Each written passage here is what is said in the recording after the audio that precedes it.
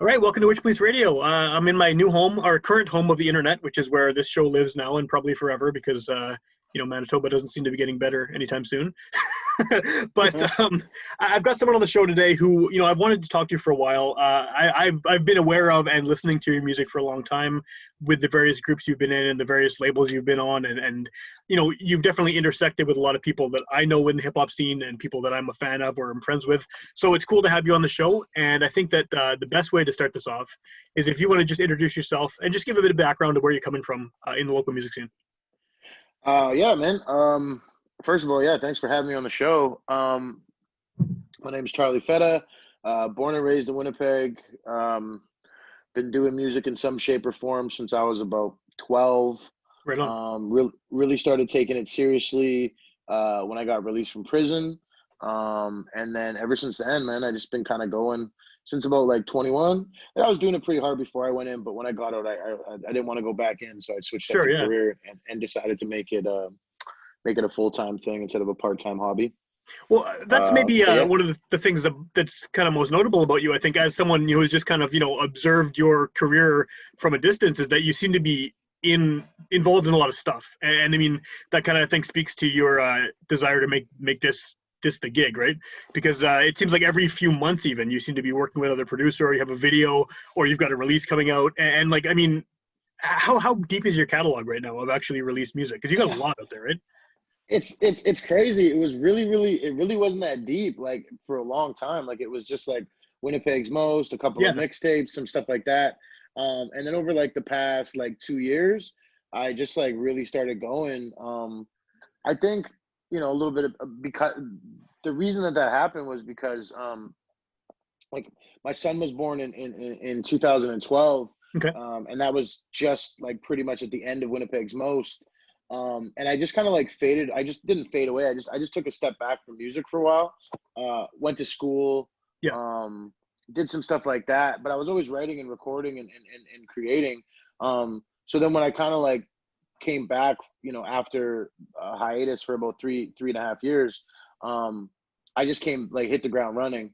So I did the project with Crab Skull. I did Steven Tyler with Steve. I did the Belly of the Beast with Cut Down. I have another one pretty much done with Crab, and Steven Tyler 2 is coming out right away. So yeah, there's like quite a bit now. I'm kind of psyched on like how it all kind of came out the way it did. I'm glad that it wasn't like, one here, one there. It was kind of like a big dump, creative dump for me, if you will. And is that stuff that you had kind of built up over years, even during the hiatus too, in terms of content, or was it all just a big rush of creativity that happened at once? Man, I'm kind of weird. Like, I'll always write. I will release some older stuff from time to time, stuff that I've written that I'm proud of or whatever. But yeah, like for the most part, that was all just like a big run. Like, I just hit the studio, like, especially with like Crab, Cut Down, and Steve, like those 3 projects, Belly of the Beast, Fettuccine Pharaoh, and then Steven Tyler.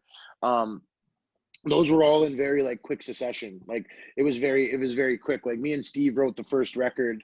Like, he produced it and then helped, he has a bunch of co-writing on hooks and stuff like that. But we did it really, really quickly, like really, really quickly, a couple of months. And then I kind of like the fact that him and I are both the same, where we'll create very quickly and then, we'll kind of let it chill, and then we'll come back to it and we'll revisit it, and we'll do some rewrites, or we'll change the production or change certain things of the song to really make it a complete song. That's something that I think changed for me when I came back from my hiatus, was that my creative process changed, and the fact that I would actually do it in the kind of the older I sense, I guess, like make it, like write it, record a demo on my phone, go to the studio, record it, and then come back like 2 months later and re-record it, and then it would finally be like to the point where I want to release it. Okay, that makes sense. Yeah. Well, I think the cool thing about all 3 of those producers too is they all have like very, very distinct sounds, like very uniquely their own sounds too. I mean, someone like Crab Skull, who I'm a big fan of a lot of his tapes. I've been listening to his stuff for a long time. I mean, that tape you did with him is definitely his music. You know what I mean? But and you mesh really well with him. But then the stuff with Steve is a completely different sound.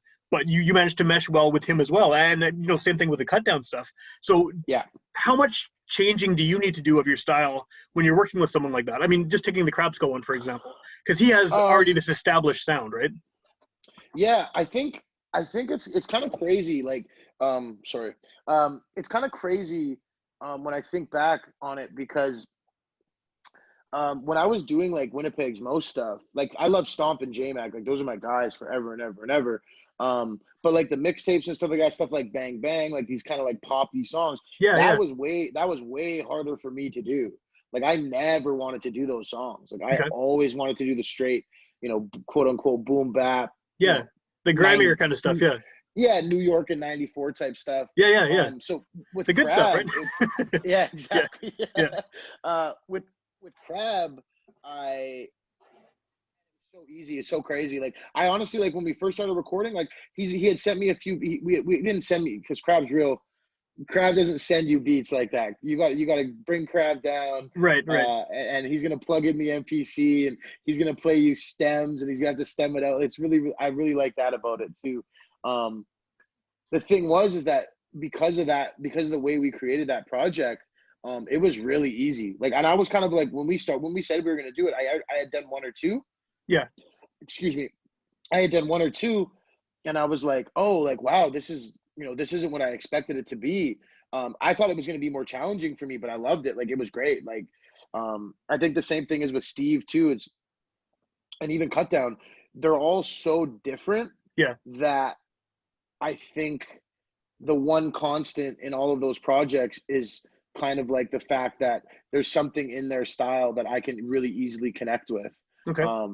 So I think it's kind of hard to explain, but especially with Crab, because Crab is probably the most out there, I guess. Yeah, yeah, yeah. With his sound and the way he records and like the analog, creative process that he takes. It was pretty fucking easy, man. Like his samples are so crazy. We're a horror movie. Like we just vibed It's on awesome. horror. We almost vibed on like stuff outside of music. And then we're like, hey, let's make a project. Cool. Yeah. So with Steve, I mean, you have the first of all, the Steven Tyler name is hilarious. It's a great. It's just as soon as I first saw the first one, it's like that's perfect. But it's hard to get on streaming too. I believe it. I totally fight them. Yeah, and Google, I'm sure is a bitch with that too. But that's bad. How did you guys hook up? Like, at what point did you? Because you seem very embedded with the whole fourth quarter sort of group now. So, what was your sort of introduction to those guys? Because you've been doing it longer than most of them have, right? So, how did you kind of get enmeshed with what they're up to? Yeah, I'm definitely. They call me Uncle. Man, I started seeing three-peat. Like the thing was, even when I was on my hiatus, I was always still going to shows. I was still listening to all the music. And there was two kind of groups of people that I was listening to, and one was Chris Bennett and one was Three-Peat. Okay. And I actually went to a show at Low Pub where I think both of them were on the bill. I think it was actually like a Three-Peat Bennett show. Okay. And I already had a previous relationship with Bennett just through Blacklist Studios. I was going there a lot, and he was kind of in and out of there. And then I met Three-Peat that night. And me and Steve just hit it off real quick. Like I loved his energy, and I thought he was just a very personable dude, like just on a human level.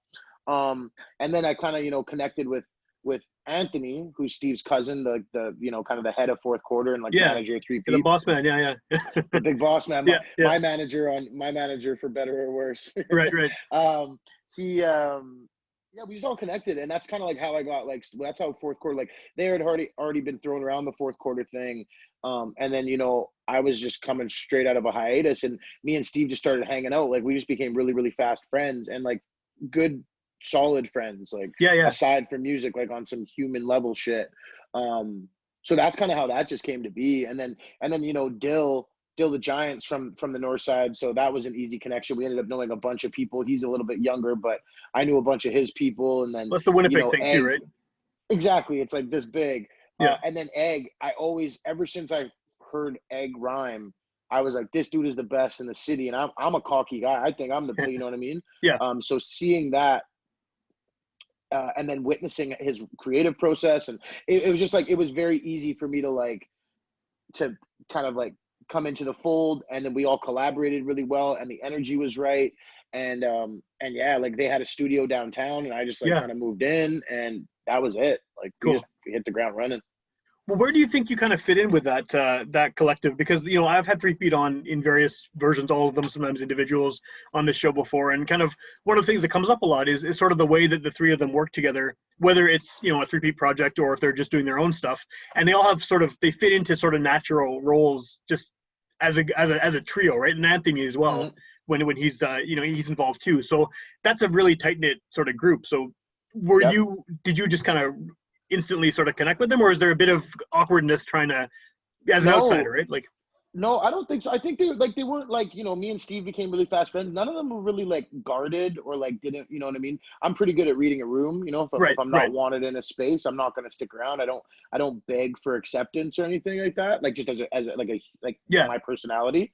So no, there was none of that. Like it was just like, I think also the thing is that I could really connect with them on the trio because I was yeah, in Winnipeg's most. sure, Um, so once I became really fast friends with Steve, and then became friends with everybody, it was it was nice to be in a position in a relationship with a collective of people where I could offer some advice or maybe like some words of wisdom in certain situations yeah, where yeah, it's always going to be 2-on-1 or 3-on-1 or like what I mean. It's always going to be this kind of like there's always going to be arguments, whatever. And there's also like not even arguments, just the creative process. You want to yeah, go this way, he wants to go that way.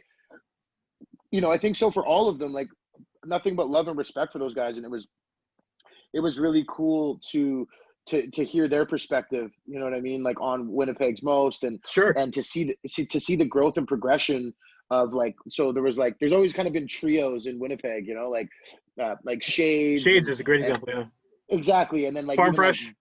Farm Fresh, Bonafide, like all Yeah, these things, and then so to see like all of it go like this, and then the next biggest trio is Three-Peat. You know what yeah, I mean? It was just kind of like this. I was blessed to be there, and I love those guys. And yeah, I guess going on a way tangent. No, it was so easy to fit in.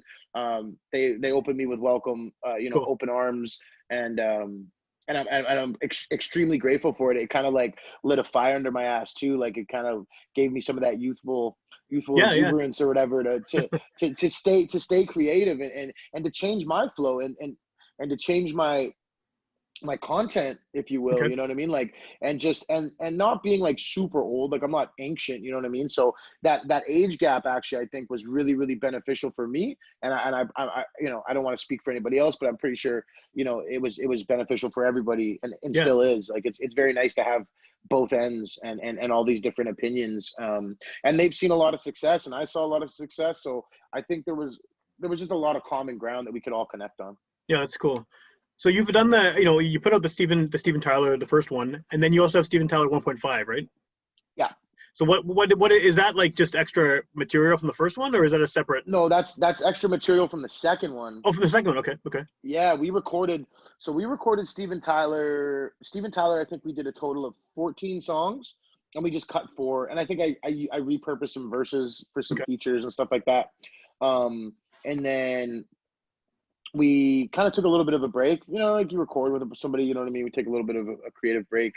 And then when we hit the studio to do number two, it was just like explode. Like it was like 3 songs in a night, 2 songs in Cool. a night, 3 songs. So by the end of it, we had 16 or 17 songs and we did not want to go over 10 songs. Right. Um, just streaming and I don't like to play that game very, very often, but I will listen to solid advice. And when Tony gives me solid advice, I listen. So, actually, when Tony gives me any advice, I listen because Yeah, Tony is always thinking. yeah. So yeah, Steven Tyler 1.5 was songs, and they weren't not a few that will never see the light of day, but the ones that are on Steven Tyler 1.5, I just was like, they don't fit into like they don't fit the project the way we had it laid out, Okay. but they were way too. I thought they were way too good to just like let die on a hard drive somewhere. Right, right. And because we knew that we were going to do the vinyl and, then the pandemic, like there was like this big, like, there's this big, what's going to happen, blah, blah, blah, Yeah, blah, blah. So sure. we kind of put it out just like, we got stuff, it's so weird in this streaming thing, like I don't really put out singles when I totally should, but Yeah, whatever. I like putting out complete projects. So it was nice. It was nice to give people something, and people were like super responsive to it. I just threw it out there. Like I wasn't like, I really wasn't, expecting very much from it. And it was cool because Dill did the artwork, and it was very like, Yeah. it was kind of like, we were like, me and Steve were like, well, we should put out these. And then it was like, okay, and then Dill did the artwork. And then, 2-3 weeks later, the project was out. Cool. So I was super happy with that. And then so number 2 is coming out on vinyl. When's that happening? So I think we're probably gonna do like a secret drop. Like I'll just drop it one day. Okay. The vinyl is supposed to be here I think next week. But it's shipping early December for sure. Like we've talked to them. I guess just whatever COVID just like really, slowed a lot of people down. Yeah, for sure. So it's kind of hard to get mad at somebody, for a delay in your order when, as a business owner, I'm like, well, I've delayed a lot of orders. So, yeah, there's a pandemic. What can you do about it, right? Yeah. Exactly. Yeah. And we took it, we took it pretty seriously. Like when the first, I don't want to call it a lockdown, but when the first kind of like, quarantine hit, we all took it pretty seriously. Like Anthony's got 2 young children. I have a young son. We all have older parents and grandparents, and totally. we all took it pretty seriously. Like we might be okay if we got it, but we didn't want to give that to anybody else. So I mean, we all kind of just shut down for those first few months or whatever, and that really slowed our process down to releasing it. But it's done. The artwork is so fire. The vinyl is so incredible. It's coming out very, very soon. Have you released anything on vinyl before this? I know you have a lot of releases, man. But no? Yeah. Never. This is me and Steve. We were talking in the group chat, me, Steve, and Tony, and Steve is like, yo, man, he's like, I got like tears in my eyes, man. He's like, we're like, especially me, like, even more so Steve and the younger generation, it's a completely digital realm now. Totally. Like nobody's even putting out CDs. Yeah. Like I did cassette tapes with Crab because Crab's that's the man. Like he's the he has his tape label too, right? So yeah, it makes sense. Yeah, he's got Fab Itch, so it makes so much sense. And I've always done CDs, and we did like little USBs or something back in the day, like all these kind of digital things. Yeah. But Steve and me both were like, man, like because towards the end of the recording of this record, I went through a really just some really bad personal things happened. A friend of mine was murdered, and my dad had passed away a year before that, and it was just a really shitty time in my life. Yeah. So I had said, like, after recording this, I was like, I'm done. And, I was like, I'm done. Like, I'm just, and I really felt that way. Yeah. So that was kind of the thing that Steve and me and Tony said. We're like, hey, well, let's put out a record then.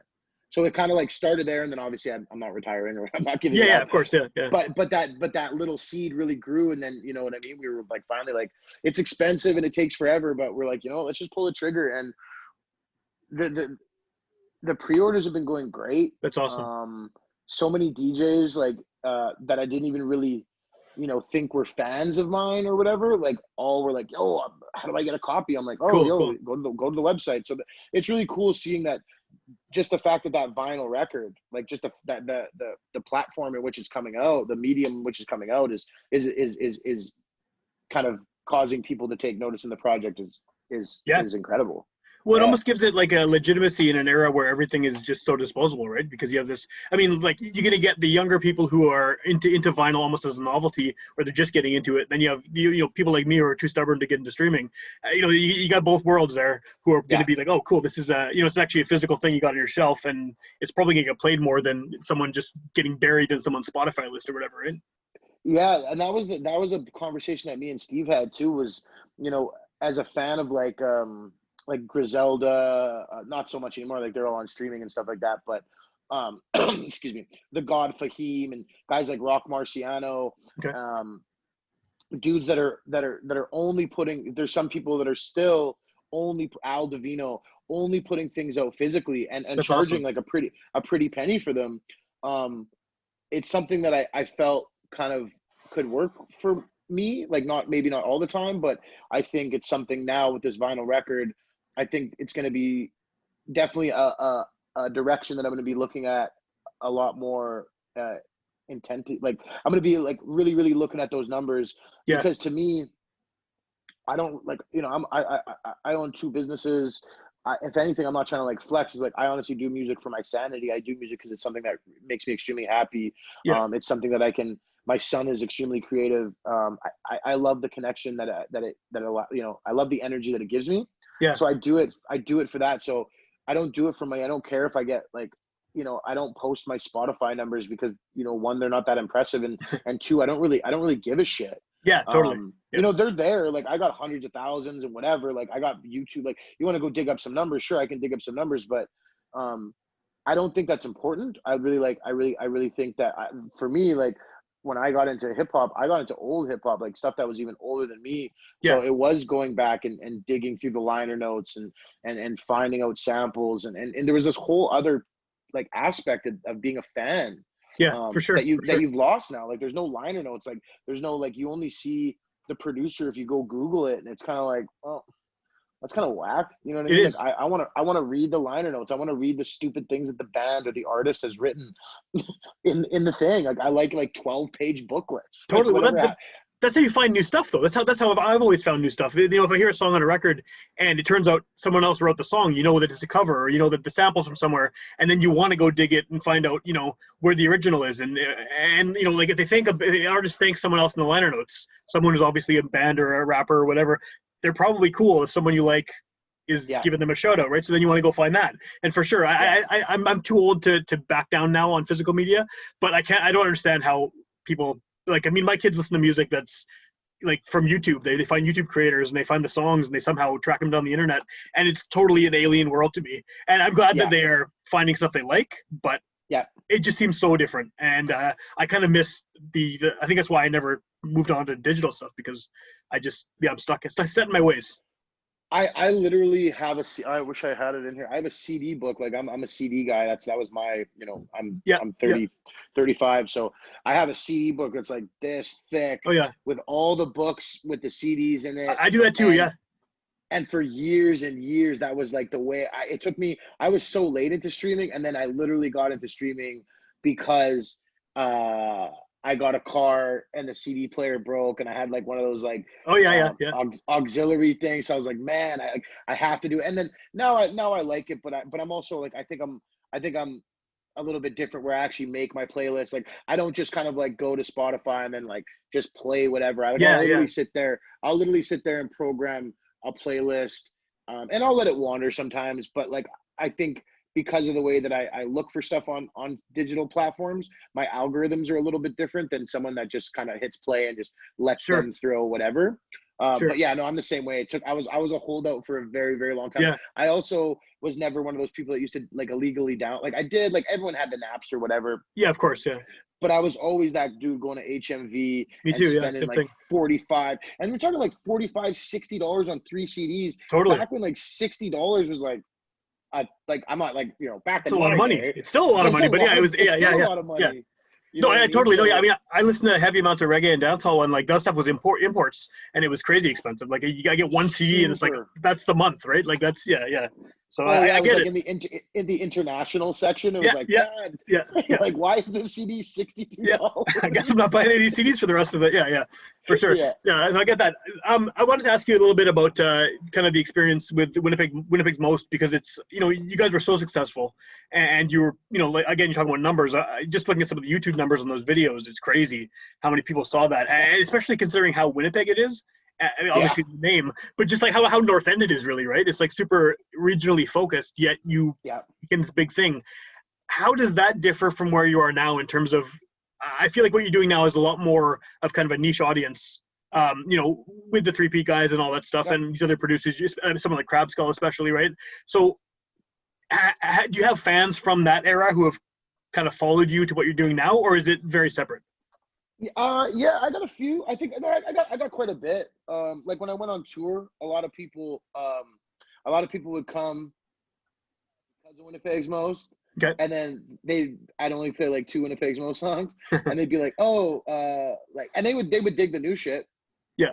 Man, the biggest thing that's changed, like it's like from one to the other.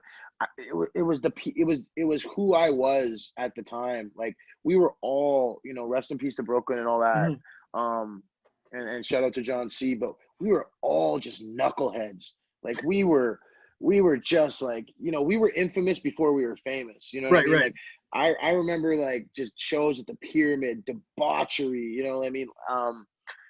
Fighting and you know, it's no secret, like we were all in the paper, like we were living on, we were doing street shit. And I think we started taking it serious after the first album. Okay. Because we didn't know, like when we recorded that first album, like you never know that that's gonna happen. Sure, yeah. Yeah, I it's, you know, it's about 50-50. I have a lot of people that are like, oh, you should just make that old shit. And Yeah. I'm like, well, you know, that would require me being 10 years younger and you know, not being a father and a responsible Sure, citizen. sure. But yeah, like some of them follow, some of them don't. Some of them are like, yo, this shit's weird, and that's fine. I think it's just like, you know, like young people don't make music, like, you know, the younger generation does not make music for my 35-year-old ears. Totally.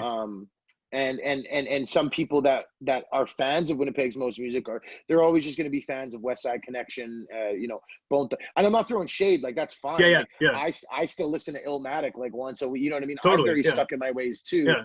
But I think as an artist, I've just been, I open up and I'm always seeking new music and new, you know, inspiration Yeah. and stuff like that. So yeah, it's like 50-50. Some people are like, yo, you got to make that old shit. But then there is a lot of people too that were like, I'll get these really cool emails or messages and stuff. And they're like, yo, I've been listening to you since I was like 13. And I'm like, holy fuck, like, damn, you're 25 now. Like, oh my God. Like, Yeah. so it's cool. It's really, really cool to have that happen. But I mean, I've never really been cared. Like, I've never been one to care of, like, honestly, I don't mean to be that guy. Like, I love all my fans and I love all my supporters, but I've never really been one to care. I kind of, when I put my mind to something and I want to make something, I'm just going to make it. And, you know, I've been blessed that I've gotten a positive reaction so many times. So. How does that stuff sound to you now? Like, have you gone back and listened to any of that stuff in recent years? Me and my homie Abby, shout out to Gary Street. Me and my homie Abby were driving around the other day listening to the first two records. And actually this record, ADHD, behind me, that I did with Repa. Some of the stuff's a little campy, you know, if I'm gonna be honest. Like, I can't stand Bang Bang. I haven't played it in 7 years. Like, hate that song. Paid my bills for like 4 years. Like, sure, I believe it. Yeah. Shout out to SoCan. Shout out to you know, the CBC money that we were getting for that and stuff. But you know, that's a cringe song to me. Okay. But then there's some gems in there. Like, All That I Know, I can play that song still, you know, like it's 11 years old now. I can play that song and people still sing it. Winnipeg Boy, iconic. We could still do that. What You In It For? The really hard anthem. Those songs. I always play them and I always love them, and I'll always really look back on them with like a really fond memory because they've lasted and they've lasted the test of time. And that's like all music. Like, you know what I mean? You listen to a song that you liked when you were like 20 or 15, and then now I listen to it and I'm like, I remember this being a whole lot better. Yeah, for sure. It's time and a place for everything, right? But yeah, like there's some of it that's campy and whatever to me and kind of cringy, and a lot of it I listen to it and I'm like, you know, damn, like that was really fucking good. Like, I still listen to it.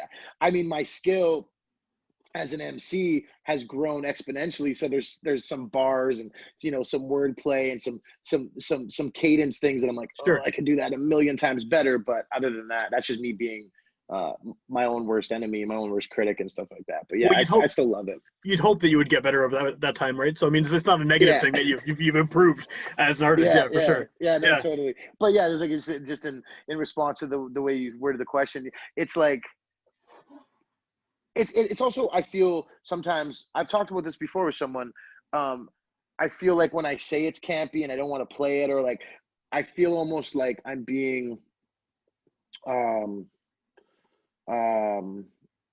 don't know what the word is.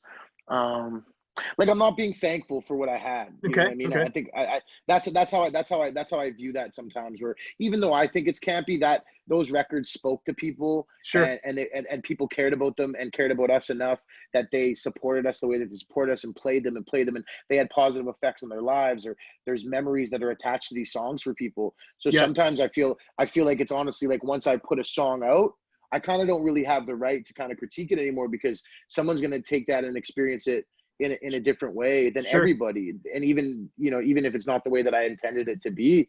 So sometimes I'm grateful. Like sometimes I feel ungrateful when I'm like, oh, that's a campy song, or that's a Right. corny song. Yeah, maybe it is, but at the time I thought it was hot. Yeah, So, yeah. Well, and it's not yours anymore, really, right? I mean, even though it is your exactly. music, it's out there, and it's that 13 Yeah. year old who's now 25. Maybe they heard that when it was some big life event, and it still sticks with them, right? And so yeah, it's yeah, I get it for sure. So one thing you were saying earlier, and it's interesting because this is a realization. I'm 38, so I'm a few years older than you, but the same generation, right? And I mean, I feel like I always had this problem with trying. I've listened to hip hop for a long time, but most of his 90s stuff, and still most of his 90s stuff, and stuff that's influenced by 90s. It's just that's what the stuff I first got into. It kind of sticks with you, right? And for the longest time, I was having a hard time appreciating the new shit, like what the younger kids were listening to. And I still, some of that stuff, I hear it and it just sounds like a toilet. Like I just can't. And I think it was when I was interviewing Crap Skull, actually, that during the conversation we were talking about how it's not made for me, it's not made for us. And once I appreciated that it was like, I'm almost 40, I'm a dad, like I'm lame. If they're doing it, if I like it, it's bad. Like they did their job poorly if I'm enjoying it, right? And so, but I mean, the difference, between me and you, I guess, is that like I haven't played in a band in a decade. I'm involved in the music scene in the sense of doing this podcast and stuff like that, but I'm not currently creating anything. You're still creating hip hop music.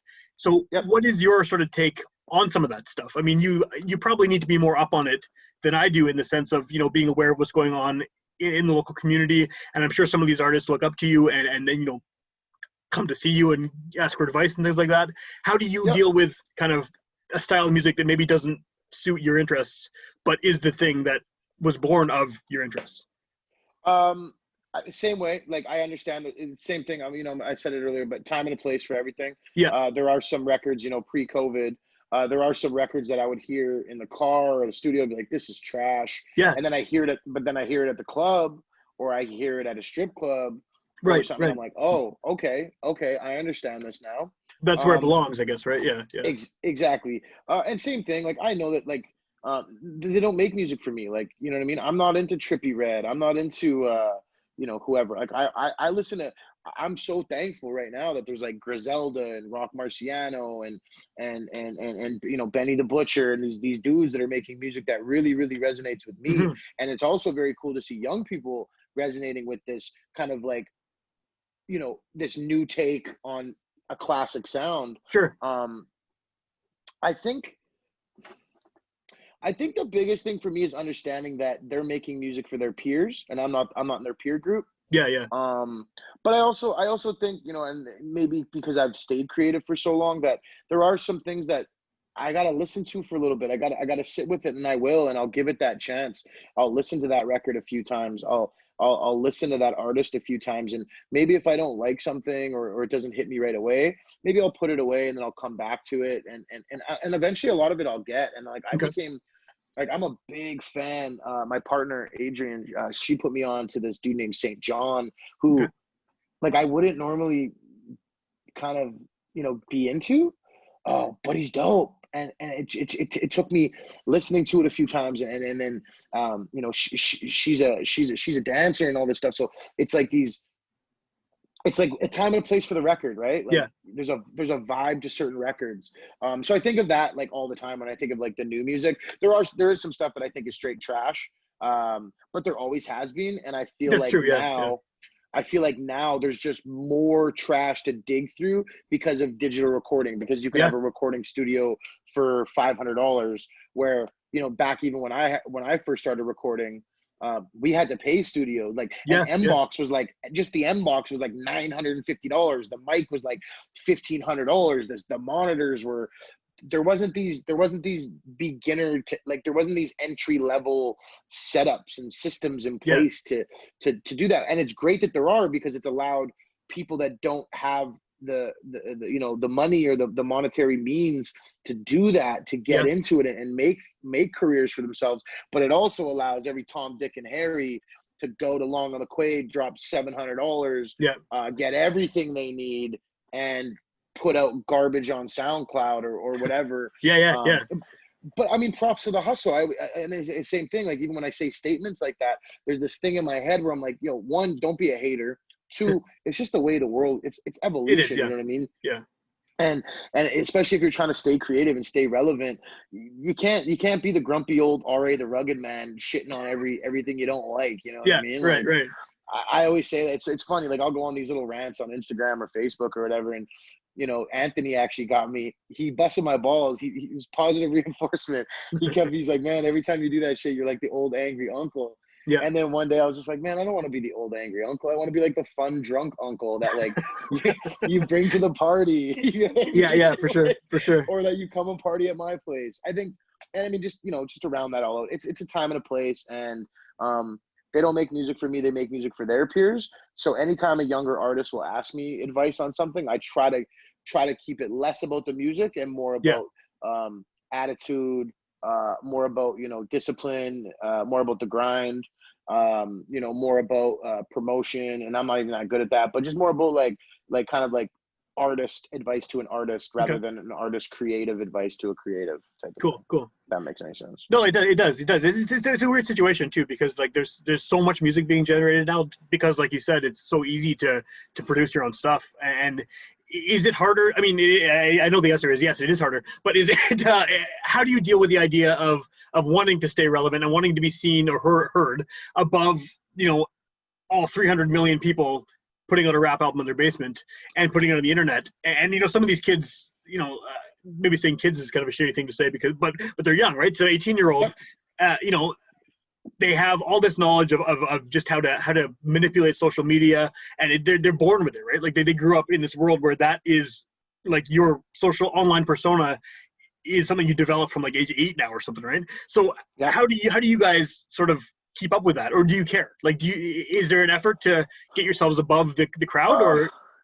Yeah, I mean, Anthony, we're always like, I believe in my product enough that I don't ever just want to, I would never just, throw it out carelessly.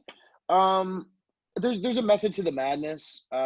Maybe not as calculated as like maybe I could be or should be. Maybe that's because of where I'm at in my life.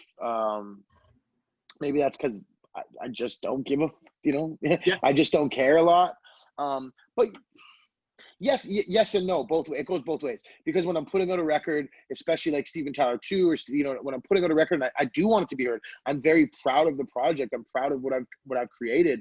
I'm proud of the beats that Steve produced. I'm proud of the masters that I got back from NATO. I'm proud of the lyrics. I'm proud of the continuity between the songs. I'm proud of the message. I don't want that to fall on deaf ears. But at this point also, I'm not going to beg you to listen to my shit. I want to put it out in a way that's appealing, that's exciting. I want to be well thought out with the movements that I do. But not really, like not as much as I should be, I guess, like honestly, to answer that honestly. But Anthony handles like Anthony's the one that, writes a bunch of the press releases, sponsors the ads. He's the one that really like, that's what I love about Anthony. Anthony literally always says, he's like, let me, like, one time I tried to like poke my nose into something and give my 2 cents and kind of be a little asshole about it. And it backfired. And he's like, you see what I'm talking about? Play your position. I was like, yo, it was the best advice. He's like, that's how a team really truly succeeds. Shout out to Bill Belichick. You build a team, you put the players in place to win championships, right? So my strengths are creative. My strengths are being a personality, being the artist, and being opinionated and out there, and kind of keeping the buzz alive like that. As far as all the promotion and the Instagram and all that stuff, that's Tony's realm, and he does a great job at it.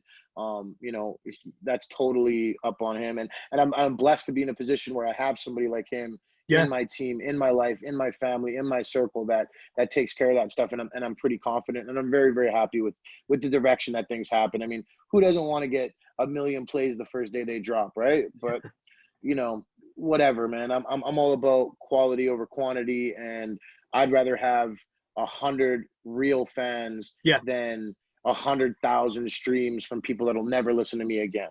For sure. You know Yeah. what I mean? So yeah. Yeah, no, I respect that for sure, because that's how I feel about podcasting too. Is I mean that's a community that's grown huge over the past few years too. Huge. I've been doing this since 2012, and since I started it, it's blown up like crazy. And I feel like a lot of the reasons people don't keep doing it, a lot of people start shows and they never stick with them, is because they expect when they're starting it out they're going to get a million listeners, and they're and it's not how it happens.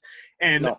the same thing here too. I mean, I'd rather have 10 people who really love Winnipeg hip hop hearing this episode than 300 people who just randomly stumbled upon it, have no idea who you are, aren't going to go search out any of your records. Like the 10 people who want to know what you have to say, they're going to buy your shit. They're going to be more engaged. And that's, I think, the goal, right? Is to reach the individuals who actually can be touched by it. I think Ness put me onto it or something like that, or I can't remember who it was. They sent me this link or this, it was something, and it was like the 100 fan rule, or it was like how you can it was like this multiple of like, if you can get 100, you can get 1,000. If you can get 1,000, you get 10,000. And if you have 10,000 active fans that will spend $100 a year with you, that's your living. Yeah, for sure. And it's not hard. Like $100 a year sounds like $100 sounds like a lot, but if you put out 3-4 projects and the streaming and you sell the albums and the t-shirts and all this stuff, it's like it's this reasonable. really cool. It's this really cool metric, yeah. And it's like guys like Tech9, not the biggest fan of his music, but his independent grind is so insane. And his fans, like he's got millions of fans now, but his fans are dedicated fucking fans. Those are people, and it's like the Griselda. It's like West Side Gun and these guys. They put out a hoodie, a champion hoodie. It's like a regular champion hoodie with screen printed. It's super cool, super artistic, not trying to cheapen the art. I'm a big proponent of get your money. If you want to sell a t-shirt for $150 and people are going to pay that for it, shout out to you. I don't think you're selling out. I don't think you're putting anybody over the coals. It's art. I think artists, anyways. But these guys are selling out 10,000 of these hoodies for $140, and they're doing like one every 2 months. And there's 4 of, it's this really, really cool thing that allows. And when you see that growth potential, I think just as far as like a business, even just like if I'm treating it as a business, that growth potential, and then as a creative, connecting to my customer, I hate to say that, connecting to the people that listen to me, to the people that support me, I hate to call them fans. When you can connect to that way in a real way and you develop that connection, that's a really, really strong connection. And as far as business, that you can capitalize on that as an artist. Yeah. So it's really cool to hear that same metric with podcasting too. Yeah. Because everyone thinks it's going to be, hey, I wish every record that I put out did what Winnipeg's most first album did. Of course. Sure. Yeah. That'd be great. Yeah. You'd be set. Awesome. Yeah. You know what I mean? I'd be living in a big house, you know what I mean? But yeah. It's not the way it goes, and I think that even in because of this day and age with like Instagram and all this stuff, nobody celebrates their losses. You know what I mean? You only see the wins. Yeah. You hide that shit. No one sees. Yeah, you show those big numbers, but you don't show the records that flop. For sure. Yeah. And I think people are really, really lost in that. And I'm blessed that I was before this. I'm still in it, but I remember the world before it. Yeah. And I remember what that felt like. So I think having a small dedicated fan base is better than having a bunch of wishy-washy people that they liked your one single and maybe they like this single, or they like the feature you did on that. That's great, and shout out to them too. But I'm out here grinding and making music and trying to provide dope audio experiences to the people that actually are going to listen to them and listen to them the way that I kind of want my stuff to be listened to. Totally. So in terms of your stuff to be listened to, where can people this is a bad segue, but where can people pre-order the vinyl? fourthquarterrecords.com, I think.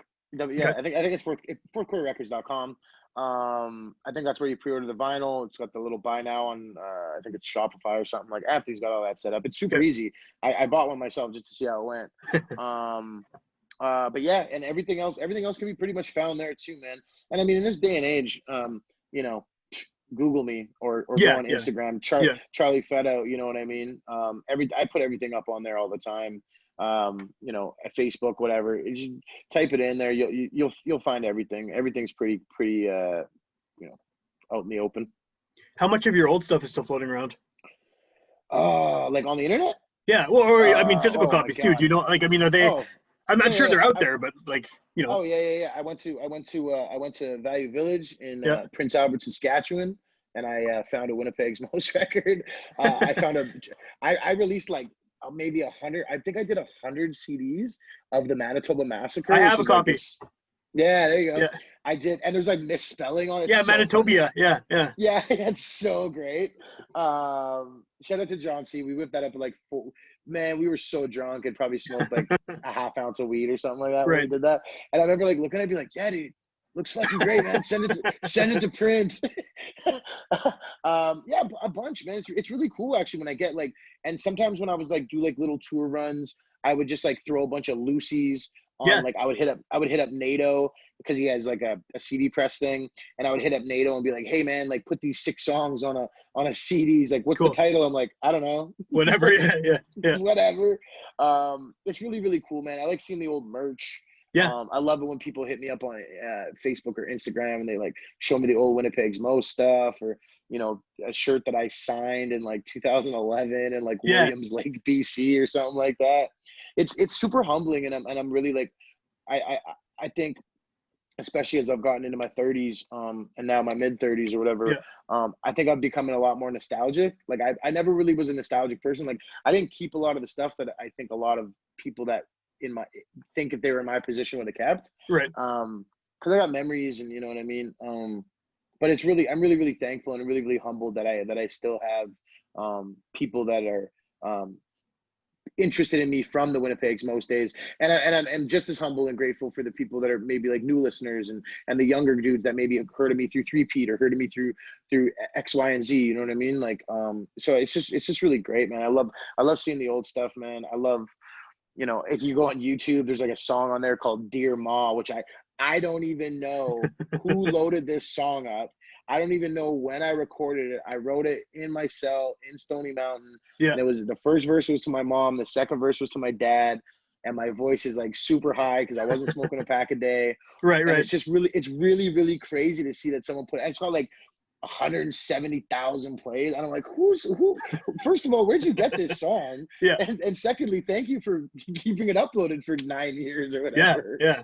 So yeah, it's cool, man. I as much as I hate, as much as I like to hate on the new generation or whatever, the digital age is so crazy, and you know what I mean. You better watch what you do, though, man. You know what I mean. Oh yeah. This time, if you put something out and you're not completely 100% sure, don't put it out It unless you're doesn't go ready anywhere. Yeah, it stays to forever. let that live. Yeah, Yeah. because it'll stay forever, man. Like Yeah. there's a video on there called "You Want War." From Heatbag, well before Winnipeg's Most. We're talking like 4 or 5 years before Winnipeg's Most. We got a bunch of guns in the video. It's so bad. And it's still up. And it's like a Bebo. It's a Bebo video. Right on. Someone Yeah. grabbed it off of Bebo and then put it on YouTube. And then we got one of them taken down, and then they reloaded it on Wow. a different one. And at that point, me and John C were just like, man, whatever. just let it live, man. Shout out to them. Yeah. Right on. Well, I'm glad you're still doing stuff. I'm glad the record with Steve is coming out. It's very cool to be on vinyl. I mean, that's a dream for a lot of people. And it's yeah, really, really good, man. It's really, really good, man. I'm excited that it's coming out. right on. Okay, so I